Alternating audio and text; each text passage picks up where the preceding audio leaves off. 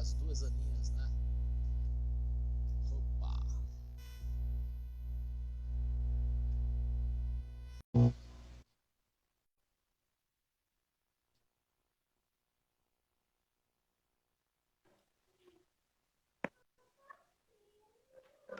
Boa noite, Boa noite, graça e graça e paz. paz, Lucas, Gleiciane, coisa boa estar com vocês aqui. Ana Paula Paz do Senhor, Pablo Ximenes também entrou, Ivani Sena, serva do Senhor, coisa boa estar com vocês. Olha aí, pessoal, de prontidão, pessoal de prontidão, esperando. E estamos exatamente na hora, meia-noite. Porque dele, por ele e para ele são todas as coisas. A ele, pois, a glória, desde agora e para todo sempre. Maranata, ora vem, Senhor Jesus. Queridos, a paz do Senhor Jesus seja convosco. Todos são muito bem-vindos para esse tempo precioso na presença de Deus. Tempo para pensarmos juntos e aprendermos uns com os outros e aprendermos do Senhor. E hoje tratando, né, de um tema preciosíssimo, dando continuidade à live de ontem, Batalha Espiritual. E aí, vamos começar, né? Eu tô quente, eu quero a tampa da chaleira voar agora, tô com muita expectativa. Quero começar, Francisco, a gente fazendo um bate-bola, uma coisa bem descontraída, sobre a perspectiva, Francisco, de pessoas que entram no Evangelho, né? Se batizam, são piedosas, são pessoas que, de alguma forma, querem ter um compromisso com Deus, Francisco, mas elas não conseguem, Francisco, de jeito nenhum, se libertar de legalidades que estão em sua vida. Não é verdade, meu amigo? É verdade. Muita gente tem vivido isso, verdadeiras prisões pecaminosas, dificuldades que às vezes passam décadas, né? A pessoa parece que ela entrou no Evangelho, mas o Evangelho não entrou nela. Exatamente. E aí nós vemos, Francisco, problemas na área sexual, problemas de pessoas que foram abusadas, de pessoas que têm traumas do passado profundos, pessoas que foram rejeitadas, pessoas com complexo de inferioridade, mesmo estando dentro da igreja. Pessoas feridas que ferem, machucadas que machucam, amarguradas que amarguram. E aí, Francisco, a gente tem que entender o que é que está faltando, Francisco. É ausência de quê, meu amigo? Às vezes parece que o pessoal não entendeu muito bem o que é a essência do Evangelho. Eu gosto de dizer que a vivência no Evangelho é você ser completamente liberto, completamente curado, né, sarado e cheio do Espírito Santo. Não Então, tenha dúvida. são três pilares que eu entendo que a pessoa, para viver a plenitude do Evangelho, ela precisa viver, ela precisa gozar. É ser completamente livre, é ser completamente curado e é ser cheio do Espírito Santo. Esse deve ser o Perfeito. alvo de todos nós. Eu penso que o maior desafio que um pastor tem é ver a pessoa ela nascer de novo, ela nascer para Cristo, ela receber Cristo como o seu Senhor e Salvador e passar todo aquele processo, né, de consolidação, um processo de discipulado até atingir a maturidade. E atingindo a maturidade dentro desse parâmetro, completamente liberto, completamente curado, né, e cheio do Espírito Santo, apto para servir no corpo. Então, eu entendo, Francisco, essa perspectiva é o seguinte. Eu entendo que existem pessoas que aceitam Cristo como Salvador, não é verdade? Elas têm uma experiência com Cristo, mas eu creio que a libertação, né, ela é processual. Não sei se você concorda comigo. Há um processo.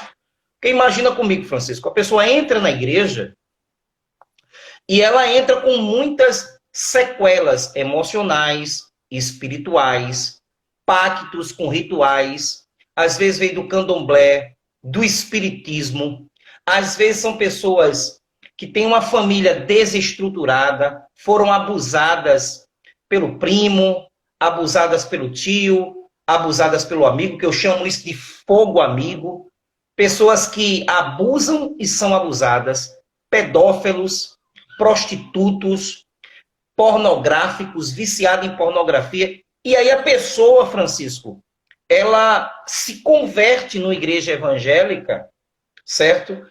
E é pouco trabalhado, né? Além do discipulado, que é muito paupérrimo hoje na igreja evangélica brasileira, porque hoje, Francisco, se quer muito uma igreja grande, mas Jesus não veio buscar uma igreja grande, Jesus veio buscar uma igreja santa.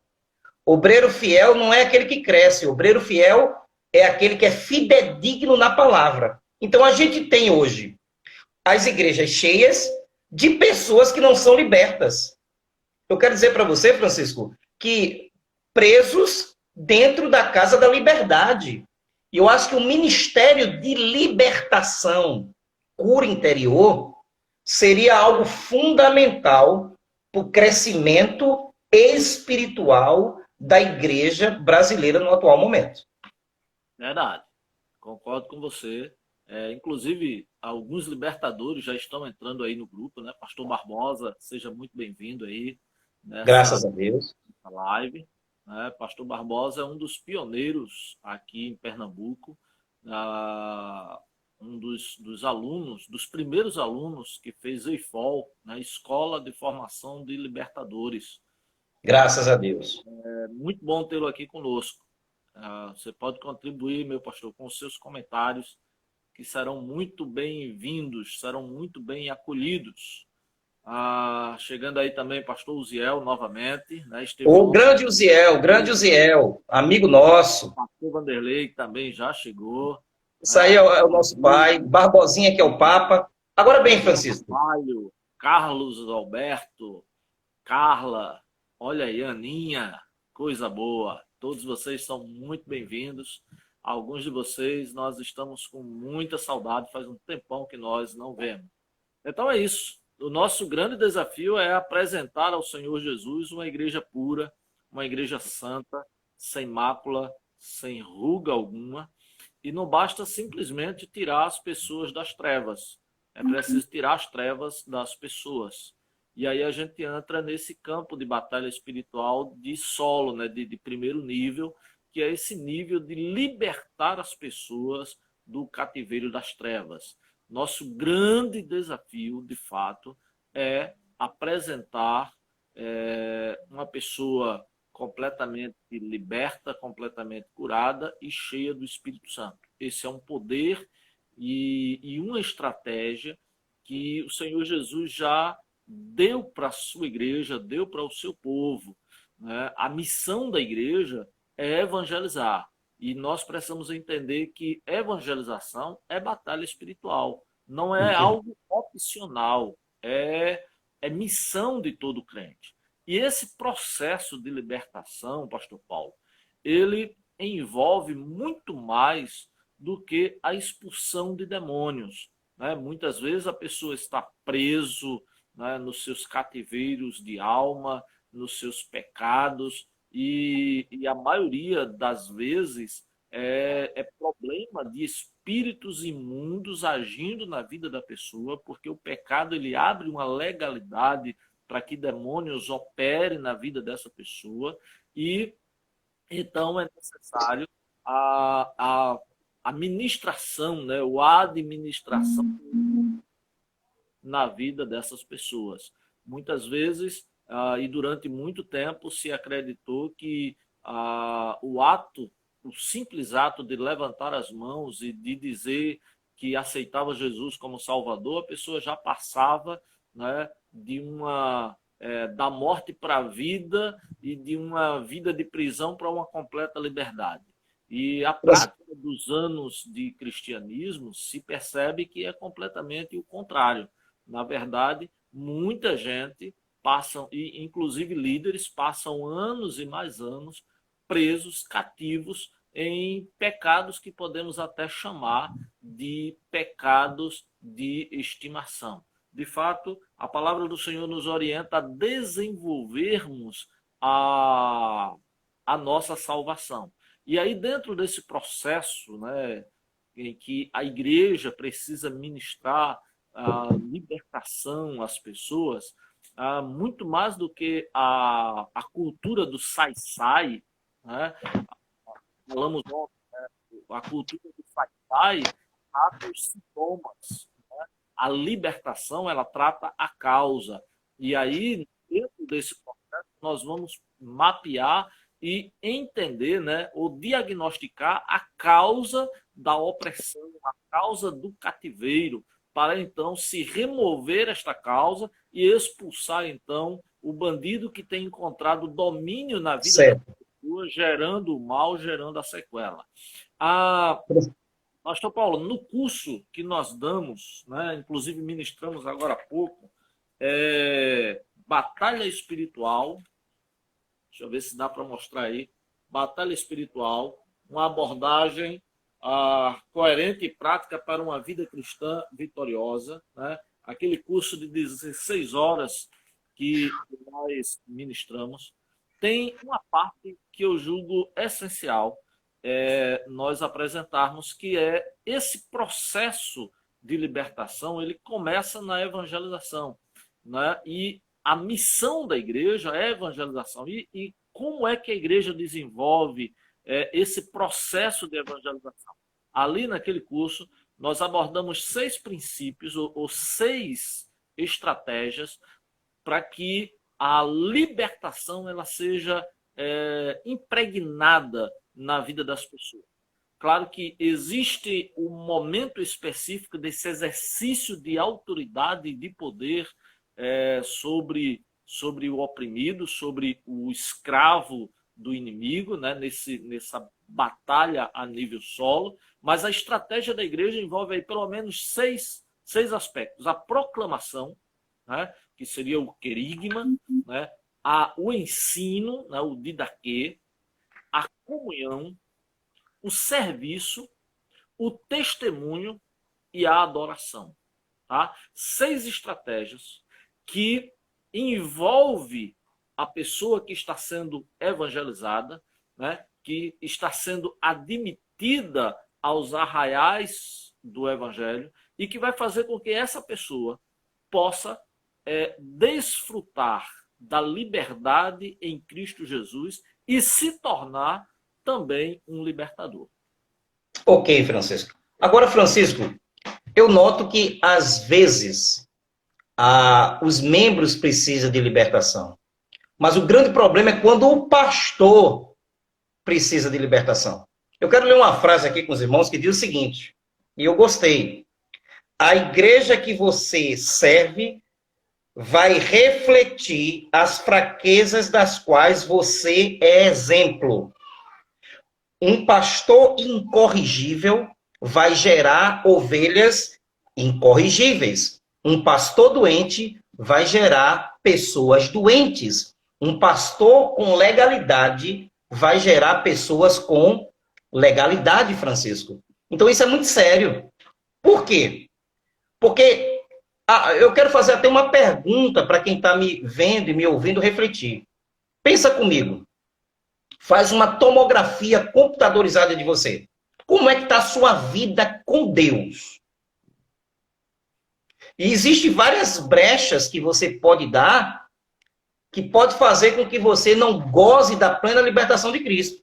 Né? Um exemplo, Francisco, eu não tenho medo de falar sobre isso aqui, e vou deixar bem claro, que mesmo como seminarista, mesmo como pastor, mesmo conhecendo o evangelho, mesmo pregando, e eu segui toda a hierarquia denominacional, assim como você, fui membro, me batizei, depois fui professor da escola bíblica dominical, coordenador de evangelismo, promotor de missões, seminarista e pastor, e mesmo assim eu tinha dificuldades de vencer pornografia.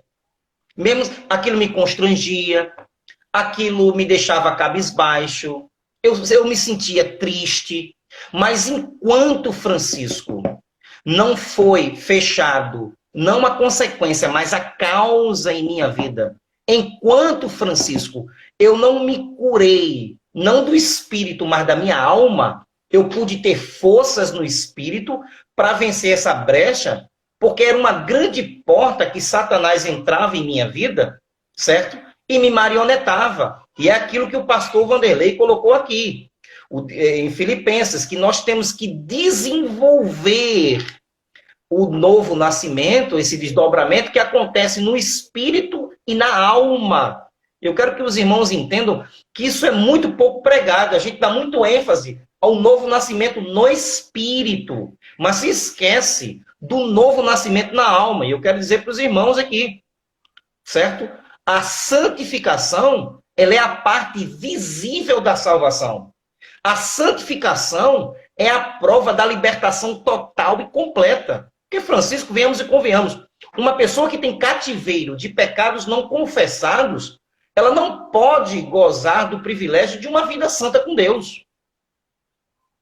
É verdade, é verdade. E eu hoje me sinto muito feliz e tranquilo, né, em poder falar da vida pregressa, né, e ver pessoas como você, como o nosso pastor Vanderlei e tantos outros, né, pastor Barbosa, que está aí conosco, e alguns outros irmãos que falam abertamente do que viveram, e não foi há 30 anos atrás, mas do que viveram há bem pouco tempo atrás, verdadeiros cativeiros.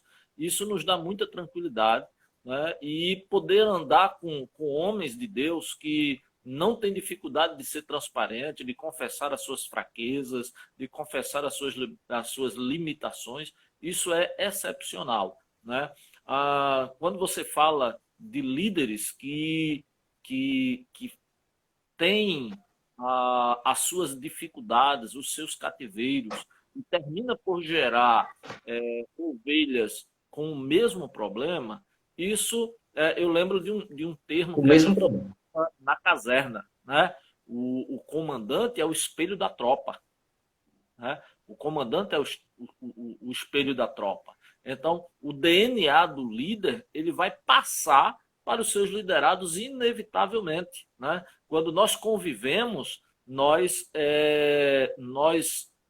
influenciamos e somos influenciados, né? A gente dá e recebe em proporções. Então, nós afetamos e nós somos afetados.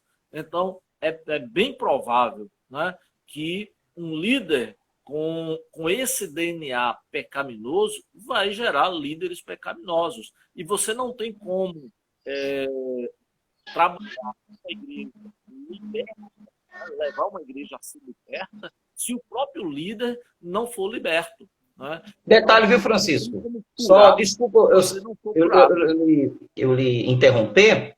Você pode ver isso. Francisco, eu preguei muito e ainda prego, você sabe disso, em muitas cruzadas, conferências, em várias tendências teológicas, neopentecostal, pentecostal, tradicional. Já quebrei meus paradigmas teológicos e dogmáticos e me transicionei para uma nova perspectiva de reino.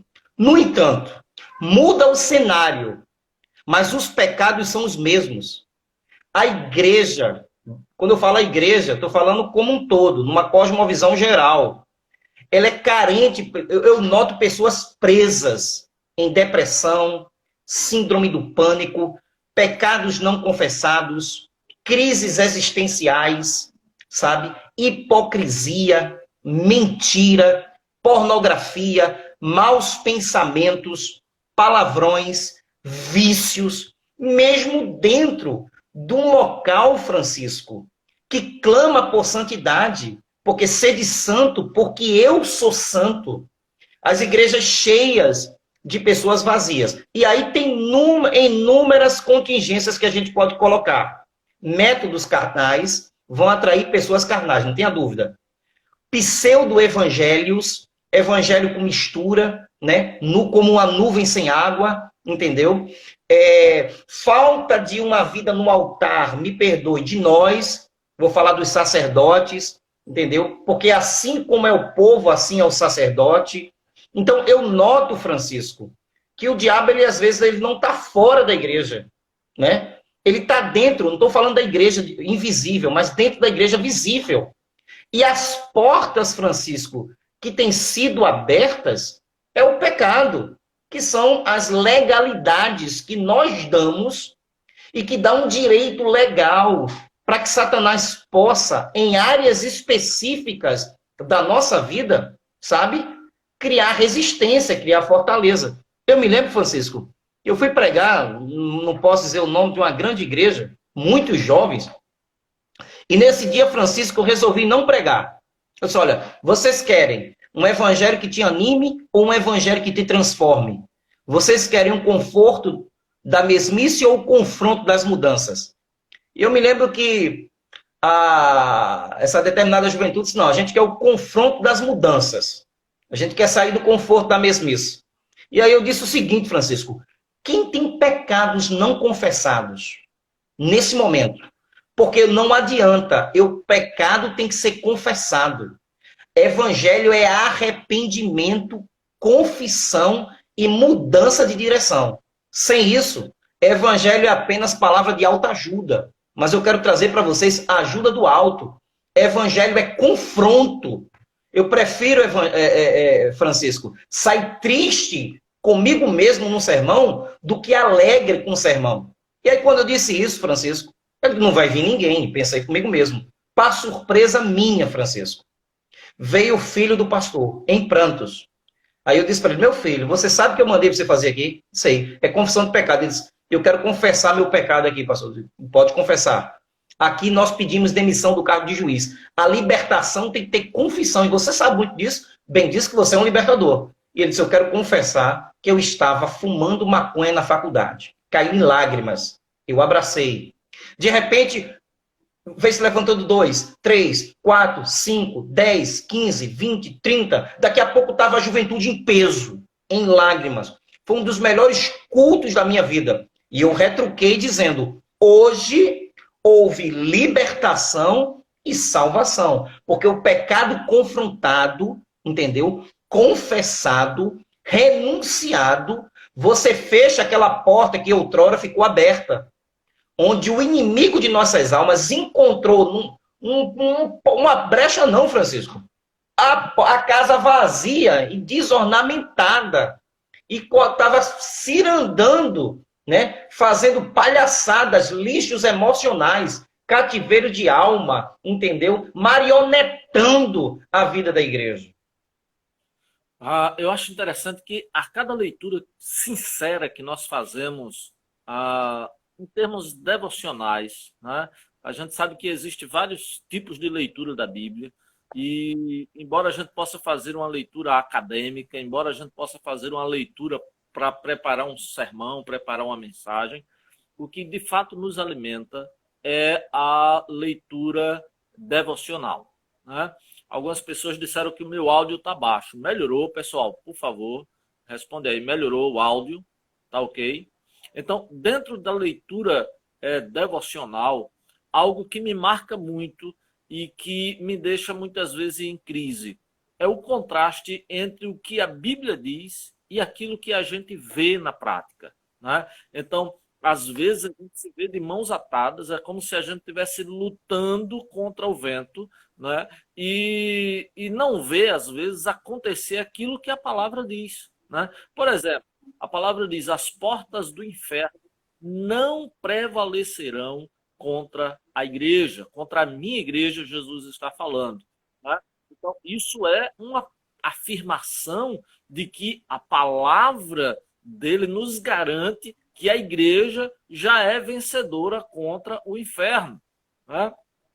O apóstolo Paulo ele vai nos dizer em Romanos 6, era o texto que eu estava procurando, que o pecado não terá domínio sobre nós, né? Nós já fomos crucificados com Cristo.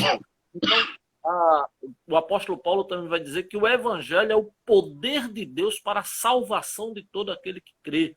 E aí a gente pergunta, quando vê situações como essa, aonde é que está esse poder? O que é que está faltando, né? E nós, então, vamos ver que parece que a autoridade da igreja e a autoridade de alguns ministros foram embora pelo ralo.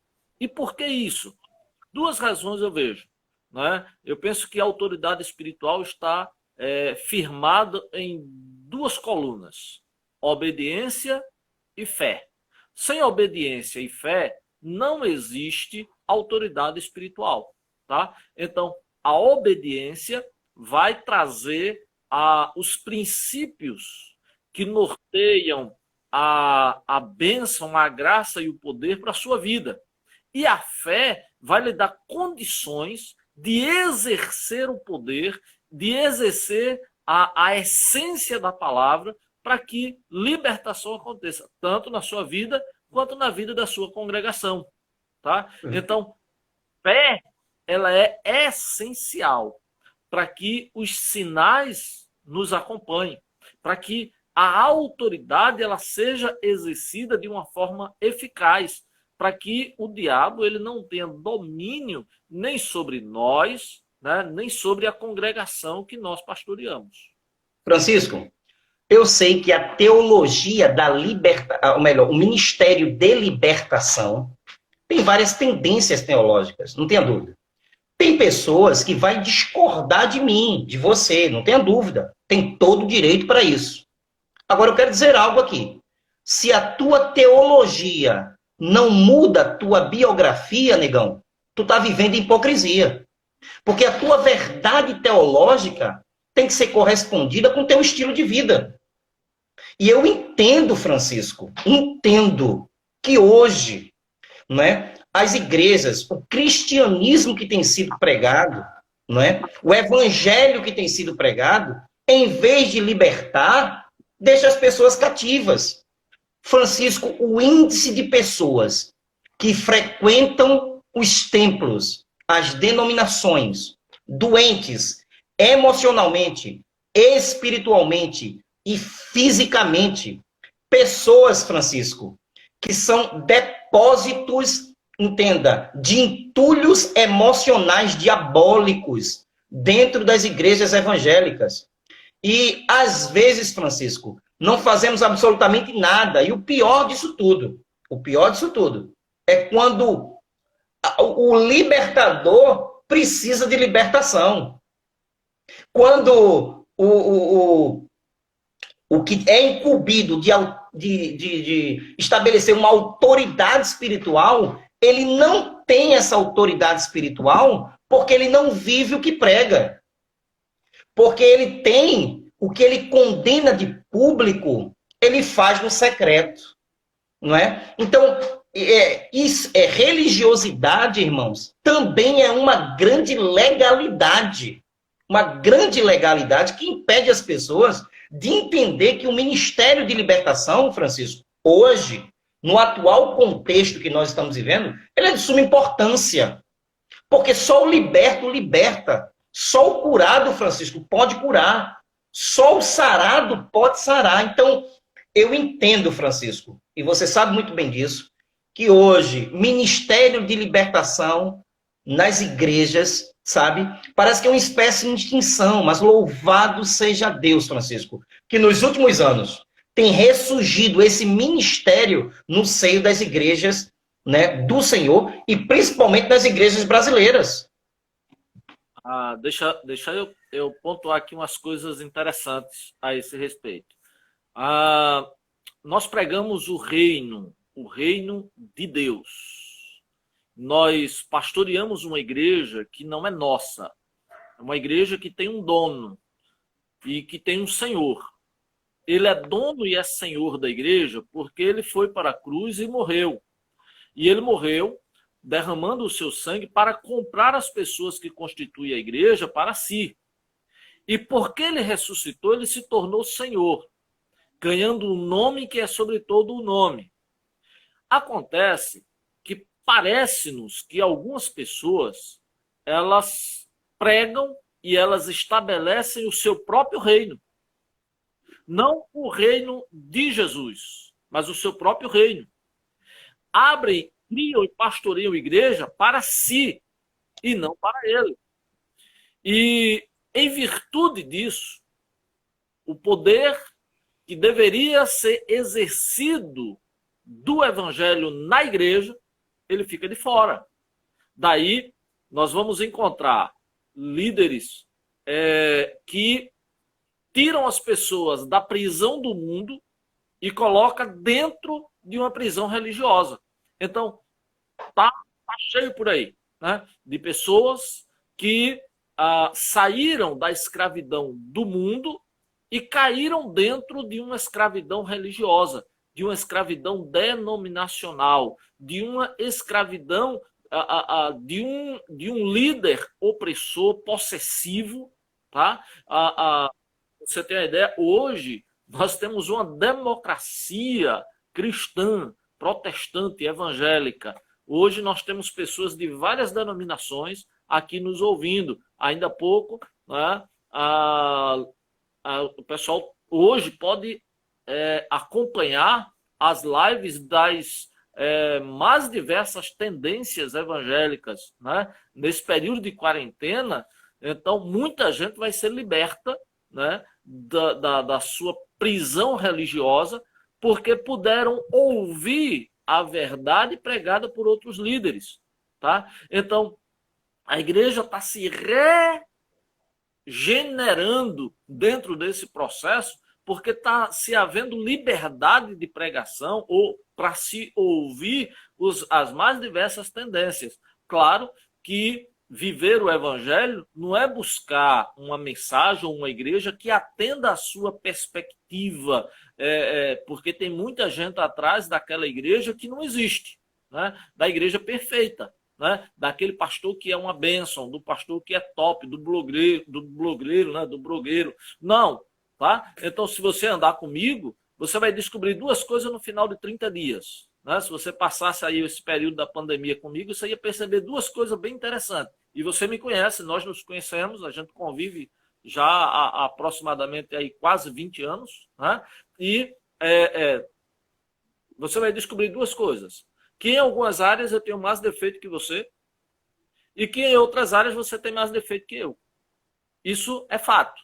Agora, não é isso que domina a minha vida, nem que pode nos dominar. Porque o nosso alvo é ser tal como Jesus. A gente está vivendo uma época em que muita gente, por causa da sua escravidão pecaminosa, diz, não olhe para mim não, olhe para ele. Mas, meu irmão, a gente tem que ver Jesus na gente. É um no outro. Tá? Um amigo, compositor, escreveu uma canção que diz, no teu olhar eu posso me ver. Na tua vida eu vejo Jesus e no teu olhar eu posso me ver. O Flávio Tavares, né, da Igreja Batista do Recife, fez essa composição que é belíssima, e isso é verdade. Eu tenho que dizer, olhe para mim, né, seja meu imitador como eu sou de Cristo. Né? Esse deve ser o padrão. Agora, para isso, né, a pessoa tem que ter muita coragem para começar admitindo as suas fraquezas, né, confessando os seus pecados, se arrependendo e buscando de fato ser liberto, porque não tem como uma pessoa, um crente em Jesus, ser liberto se ele não admitir as suas fraquezas, se ele não confessar os seus pecados e se ele não se arrepender. Tá? Então, esse é o caminho básico para uma pessoa ser completamente liberta. Ok. Vê só, Francisco. Como o Ministério da Libertação é claro. Lá no livro de Lucas, capítulo 13, verso de número 10 a 17, diz assim: Jesus estava ensinando numa das sinagogas nos sábados, estava ali uma mulher que tinha um espírito de enfermidade, havia 18 anos. Francisco, 18 anos, um espírito, e eu gostei dessa etimologia bíblica, dessa sinceridade bíblica. Não falou uma doença, não falou uma enfermidade, um espírito de enfermidade, Francisco. E aí eu quero que você pense comigo, quantas pessoas neste Brasil, sabe, Francisco, estão sofrendo, gemendo por causa de um espírito.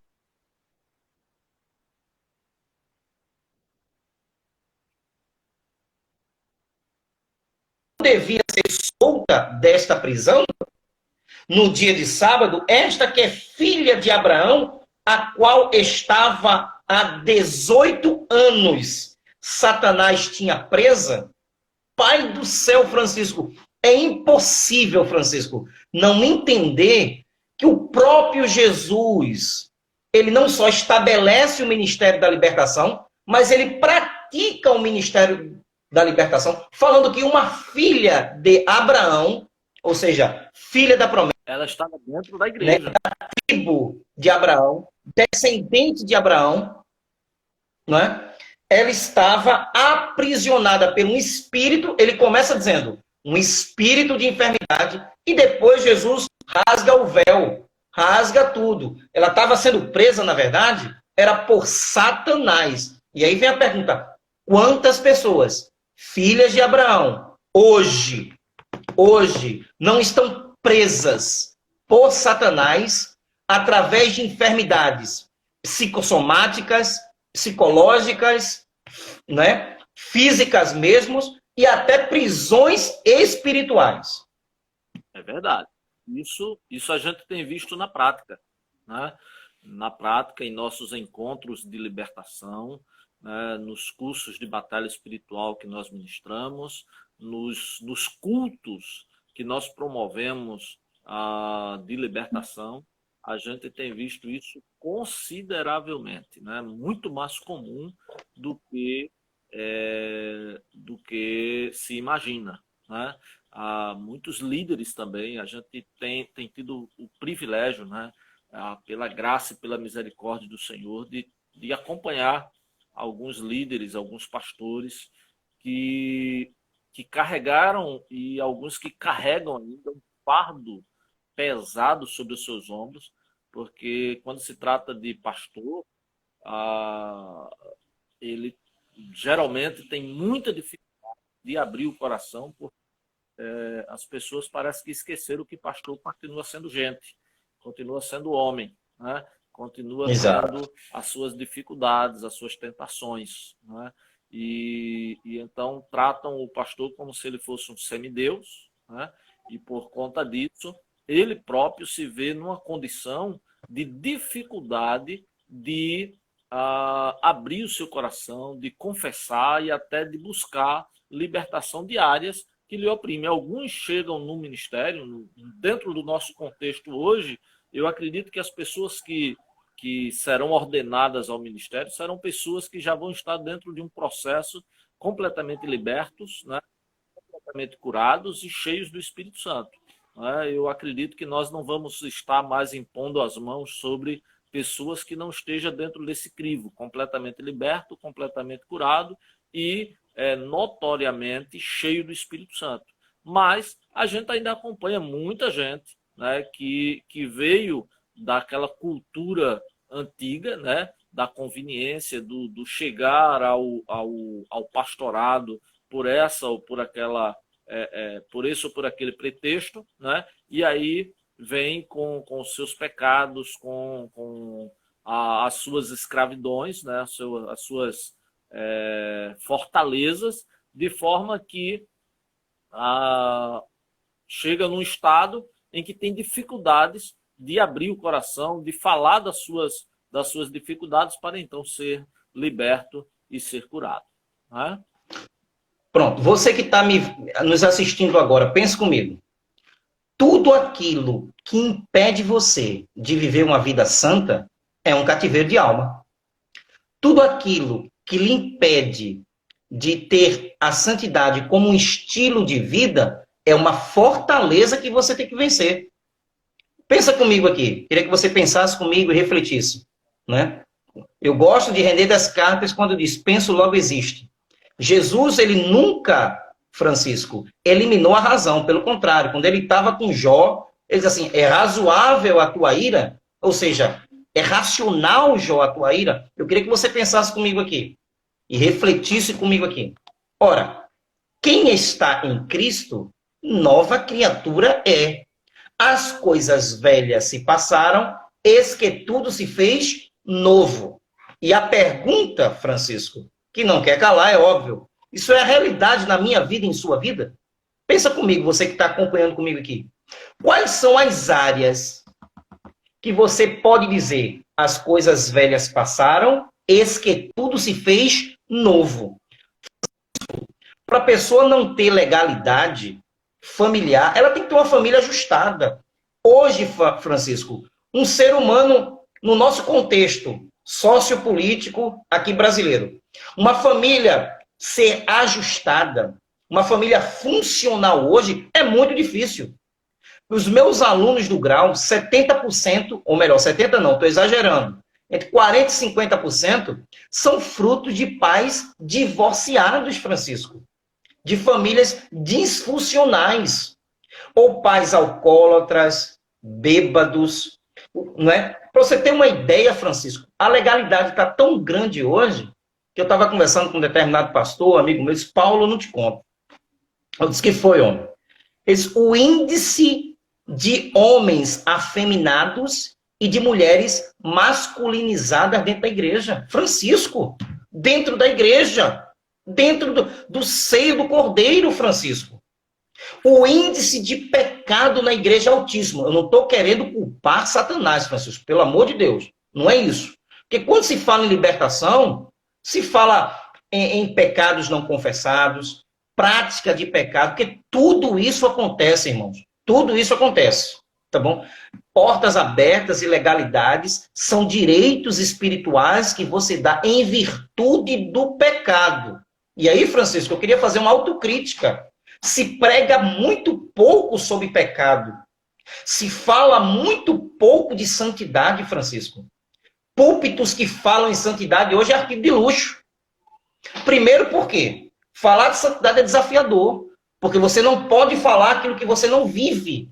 Eu entendo, Francisco, que a principal coluna de libertação é uma vida piedosa, santa, que não há. Por isso que há tantas fortalezas para ser vencida. Se a gente for fazer uma pesquisa, Francisco, crentes que leem a Bíblia todos os dias, que oram todos os dias, que fazem jejum, que compram e pagam, que prometem e cumprem, que tem caráter, Francisco. E você sabe muito bem que caráter é o que você é e o que você faz quando ninguém vê. Caráter é a vida no escuro. Caráter não tem aplauso. Caráter não tem o que o pastor vai pensar de você. Isso é muito pouco, Francisco. Aí o que é que acontece? O que é que acontece? O índice exacerbado de pessoas que estão em cativeiro de alma, prisioneiras de Satanás, né? Enfermas por espíritos de enfermidade dentro do seio da igreja. Ok, eu estou tentando dar um ajuste aqui. Começou a chover e o meu telhado aqui é de alumínio, então não é de vidro não. É de alumínio e o barulho aqui tá tremendo. Agora me diga, o meu som tá melhor?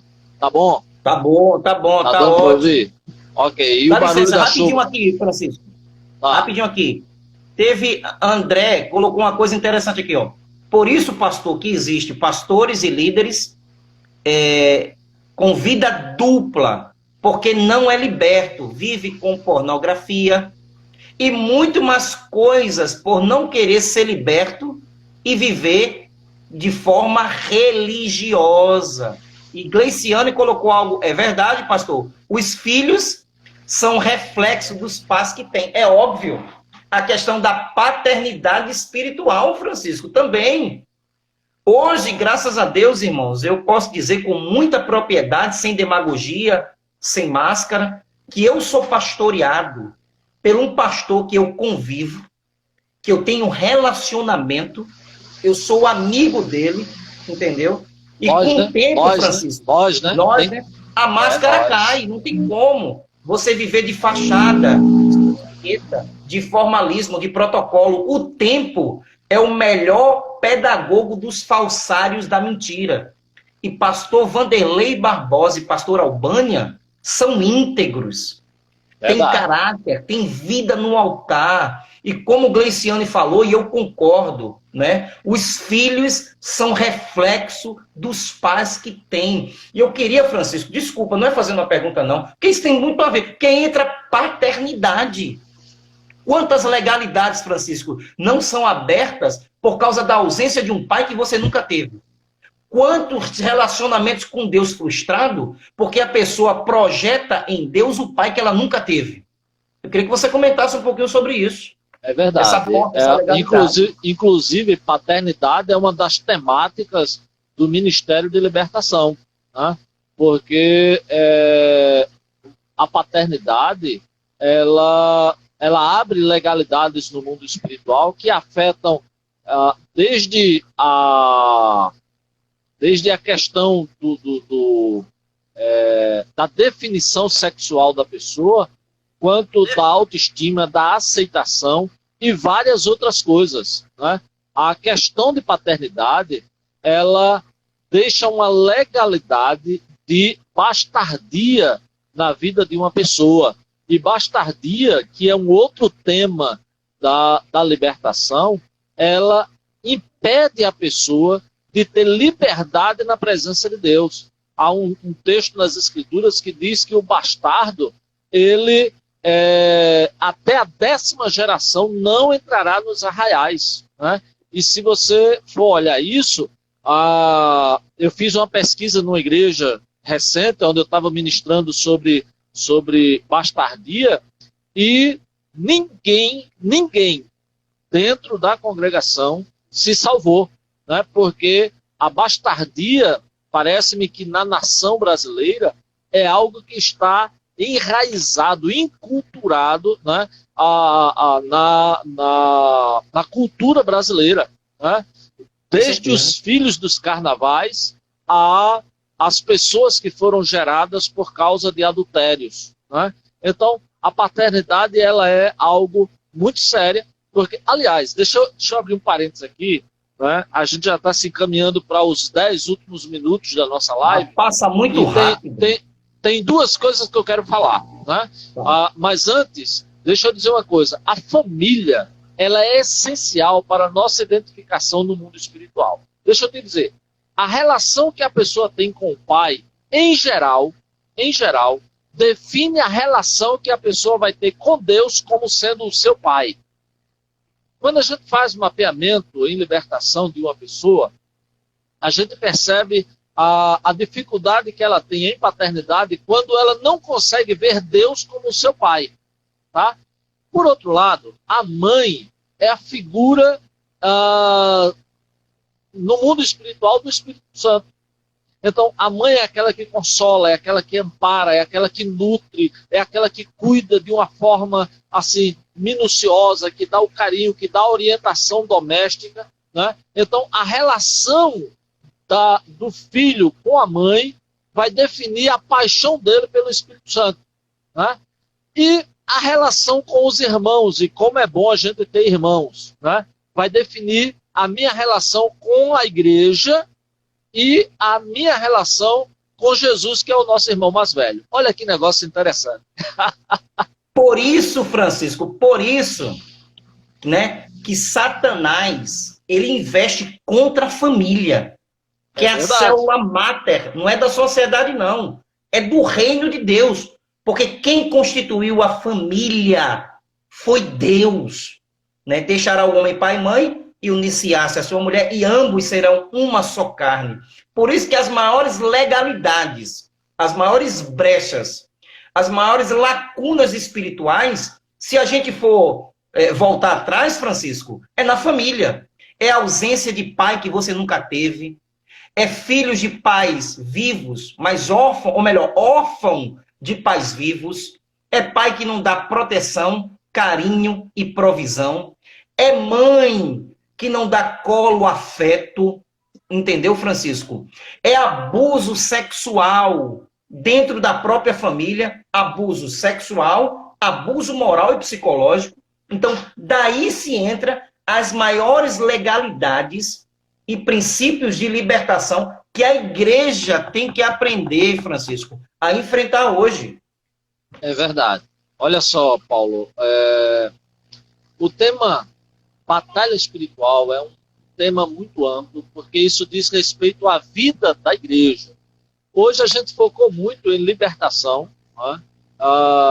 E libertação, ela é só um braço da batalha espiritual, Tá? Com certeza. E libertação em si, ela tem várias, mas são vários braços, vários caminhos. Por exemplo, paternidade é um deles, cura interior é outro, é tudo dentro da área de libertação, tá? Expulsão de demônios é outro, cativeiros de alma é outro, bastardia é outro, ligadura ímpia de alma é outro. Então, veja quantos braços nós temos na questão da libertação, tá certo?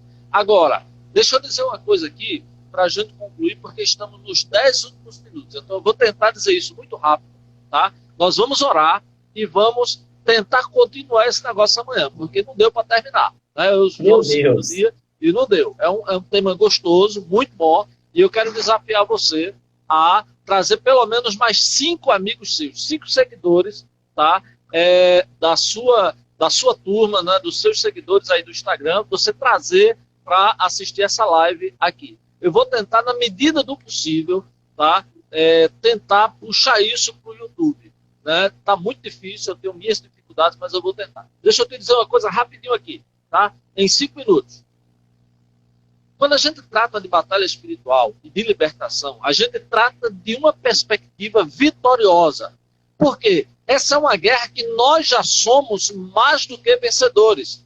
Não por causa dos nossos méritos, nem por causa da nossa justiça própria, mas por causa dos méritos daquele que morreu na cruz do Calvário e que ressuscitou e está vivo para todo sempre. E tem nas suas mãos as chaves da morte e do inferno. A palavra do Senhor nos diz, e eu espero amanhã nós começarmos com esse texto de Hebreus capítulo 2, acho que é o versículo 14 e 15 por aí, que diz que era necessário que ele morresse, porque quando ele morreu, ele pôde aniquilar, né? A palavra é catarjo, ele pôde destruir a força do diabo, o poder do diabo. Então, quando nós entramos na batalha espiritual, nós entramos dentro de uma perspectiva de que o nosso inimigo ainda está vivo, ele existe, ele é real, mas ele é derrotado. Inclusive, ele é tão derrotado que não tem nem as chaves da sua própria casa.